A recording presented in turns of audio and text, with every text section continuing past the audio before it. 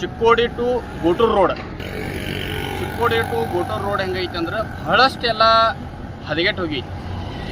So ಏನಾಗೈತೆ ಅಂತಂದ್ರೆ ಈಗ ನಮ್ಮ ಚಿಕ್ಕೋಡಿ ಬಿಟ್ಟಿತ್ತಪ್ಪ ಅಂತಂದ್ರೆ ಅಲ್ಲೆಲ್ಲ ಫುಲ್ಲೆಲ್ಲ ಗುಂಡಿಗಳು ಬಿದ್ದಾವೆ. ಹೀಗಾಗಿ ಜನನೂ ಕೂಡ ಬಹಳಷ್ಟು ಇದ್ರೊಳಗೆ ವಾಹನ ಸಂಚಾರರಿಗೆ ಬಹಳಷ್ಟು ತೊಂದರೆ ಆಗೈತಿ.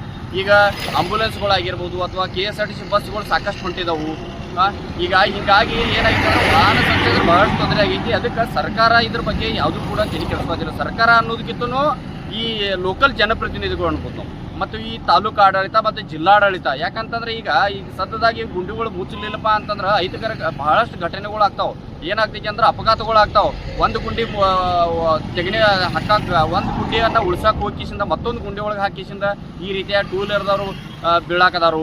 ಆಮೇಲೆ ಕಬ್ಬಿನ ಟ್ಯಾಕ್ಟರ್ಗಳು ಇನ್ನು ಚಾಲೂ ಆಗೋ ಕಾರ್ಖಾನೆಗಳು ಚಾಲೂ ಆದವು ಅಂದ್ರೆ ಕಬ್ಬಿನ ಟ್ಯಾಕ್ಟರ್ಗಳು ಹೋಗ್ತಾವೆ. ಸೊ ಅಂಥ ಸಂದರ್ಭದಾಗ ಬಹಳಷ್ಟು ತೊಂದರೆ ಆಗ್ತೈತಿ. ಅದಕ್ಕೆ ನಾವು ಈ ಸದ್ಯದಾಗ 2 ದಿನ ಟೈಮಿಂಗ್ ಕೊಡ್ತೀವಿ ನಾವು ಈ ತಾಲೂಕು ಆಡಳಿತ ಮತ್ತು ಜಿಲ್ಲಾಡಳಿತಕ್ಕೆ.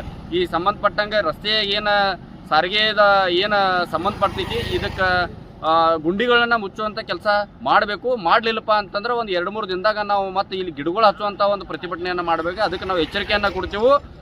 ತಕ್ಷಣವೇ ಇದನ್ನು ಎಚ್ಚೆತ್ಕೊಂಡು ಕೆಲಸ ಮಾಡಬೇಕಂತ ನಾವು ಒತ್ತಾಯ ಮಾಡ್ತೀವಿ.